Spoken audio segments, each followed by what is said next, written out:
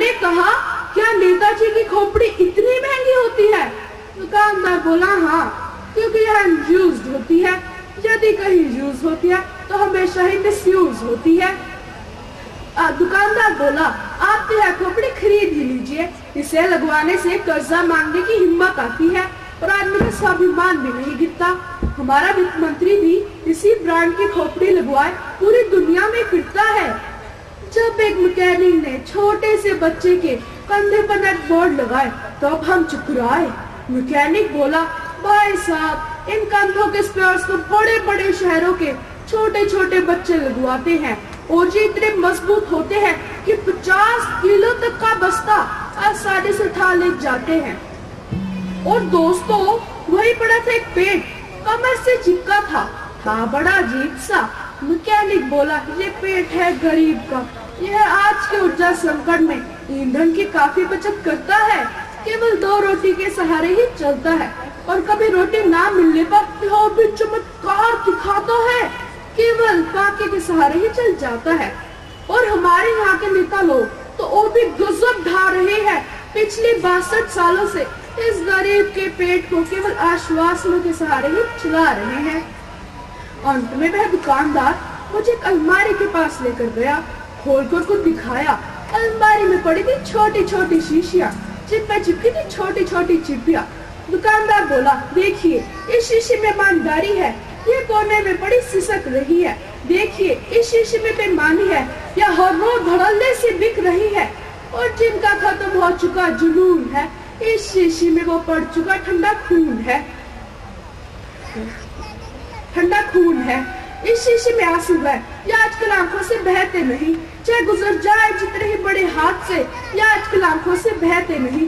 देशभक्ति, संवेदना और भावनाओं का ग्राहक, देशभक्ति, संवेदनाओं और भावनाओं का ग्राहक तो जाने कहाँ खो गया है।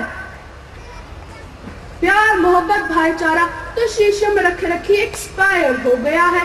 क्या करूं, जो भी ग्राहक आता है रिश्वतखोरी ले जाता है, चोर बाजारी ले जाता है, गद्दारी ले जाता है। इन शीशे पर ब्लैक चल रहा है, बहुत बुरा हाल है। बाजार में इनका अकाल है।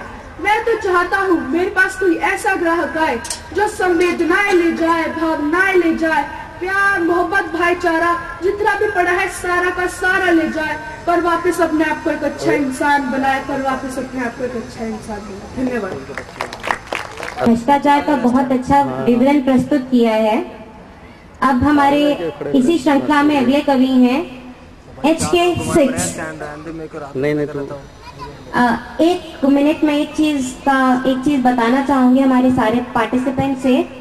अगर वो चाहें तो वो यहाँ पे कॉर्डलेस माइक से भी अपनी कविता प्रस्तुत करते हैं, चाहे बैठ के। 4 मिनट का जो टाइम हमने एक कवि को दिया है अपनी कविता प्रस्तुत करने के लिए, तो अगर उसका टाइम थोड़ा सा ज्यादा भी हो जाएगा तो हम उसे डिस्क्वालीफाई नहीं करेंगे जजेस।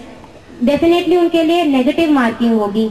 आप -2 कर सकते हैं उनके मार्क्स में से, लेकिन हम किसी को डिस्क्वालीफाई नहीं करेंगे। किसी भी अच्छी कविता को हम नहीं चाहते कि वो हमारे इस सम्मेलन से डिस्क्वालीफाई हो जाए। तो इसी श्रृंखला को आगे बढ़ाते हैं और हम आमंत्रित करते हैं हमारे कवि HK 6। जा रही हूँ, जिसका शीर्षक है स्कूल की दुनिया। स्कूल लाइफ की क्या तारीफ करूं यारों, यह समय तो सनशाइन होता है। स्कूल लाइफ की क्या तारीफ करूं यारों, यह समय तो सनशाइन होता है। जब आदमी की किस्मत लिखी जाती है, यह तो वही गोल्डन टाइम होता है। जब आदमी की किस्मत लिखी जाती है, यह तो वही गोल्डन टाइम होता है। समय के अनुसार जो आदमी अपने आप को ढाल लेता है, वही मनुष्य प्राइम होता है। समय के अनुसार जो आदमी अपने आप को ढाल लेता है, वही मनुष्य प्राइम होता है। जो समय को बर्बाद करता है, उसका सारी उम्र डेडलाइन होता है। जो समय को बर्बाद करता है, यह समय तो सनशाइन होता है। स्कूल लाइफ की क्या तारीफ करूं यारों, यह समय तो सनशाइन होता है। यह समय तो सनशाइन होता है। जब आदमी की किस्मत लिखी जाती है, यह तो वही गोल्डन टाइम होता है। जब आदमी की किस्मत लिखी जाती है, यह तो वही गोल्डन टाइम होता है। समय के अनुसार जो आदमी अपने आप को ढाल लेता है, वही मनुष्य प्राइम होता है। समय के अनुसार जो आदमी अपने आप को ढाल लेता है वही मनुष्य प्राइम होता है।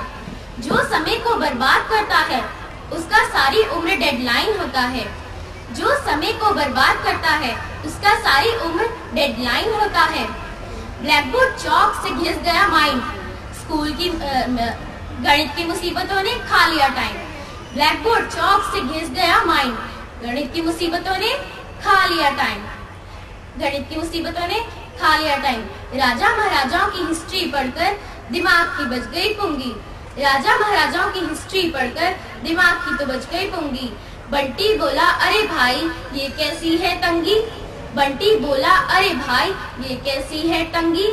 टीचर क्लास में और आप कैंटीन में, यह तो सबसे बड़ा क्राइम होता है। स्कूल लाइफ की क्या तारीफ करो यारों, यह समय तो सनशाइन होता है। धन्यवाद। समय सनशाइन होता है। आज हमें सनशाइन की बहुत कमी महसूस हो रही है। तो इसी कवि या कवित्री HK 13। मैं उत्सव कुशवाहा आज आपके सामने एक हास्य कविता प्रस्तुत करने जा रहा हूँ, जिसका शीर्षक है कांटा ही मार लिया करते हैं। तो लीजिए प्रस्तुत है। हमने दुकानदार से पूछा, हे महामहिम ईमानदार जी, आपसे कुछ जानने का है विचार जी। दुकानदार ने कहा, हाँ हाँ कहिए, जरा तराजू से दूर ही रहिए। हमने पूछा, आपकी शक्कर में नमक का स्वाद कैसा, इस तरह का भीषण अपवाद कैसा।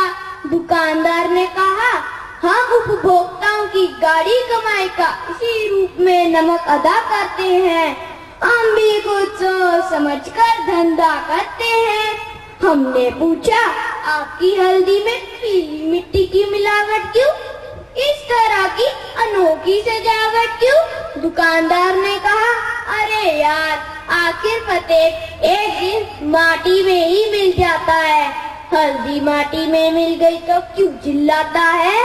हमने पूछा, आपके तेल में पानी का मेल क्यों, इस तरह का अद्भुत खेल क्यों। दुकानदार ने कहा, अरे भाई, अपन खानदानी स्वाभिमानी है, अपन खानदानी स्वाभिमानी है। तेल ही क्या, हमारे तो खून तक में भी पानी है। हमने पूछा, आपके राशन में कंकड़ पत्थर क्यों, जनता के पेट पर घूसे थप्पड़ क्यों। दुकानदार ने कहा, कंकड़ पत्थर में जब साक्षात परमपिता परमेश्वर विराजमान रह सकते हैं, तो राशन में कंकड़ पत्थर क्यों नहीं। हमने उनसे हाथ जोड़कर अंतिम सवाल किया, सुना है आप कांटा मारने में बड़े उस्ताद हैं। दुकानदार ने गर्व से कहा, हम सच्चे हिंसावादी हैं।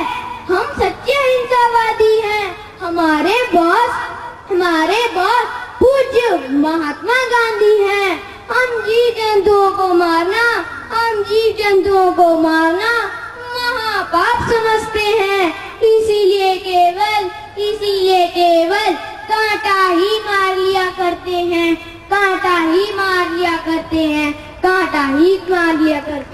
धन्यवाद। बेहद ही खूबसूरत प्रस्तुतिकरण मिलावट का। और मैं यहाँ बैठे ऑडियंस से गुजारिश करना चाहूंगी, तो हमारे कवि बहुत अच्छे विचार व्यक्त कर रहे हैं, तो वो ताली मारने में हौसला अफजाई कीजिए इन नन्हे कवियों का। और अभी एक कवि ने एक छोटी सी बात तुमसे पूछी है कि क्या वो एक पेपर लेके कविता का पाठ कर सकते हैं। तो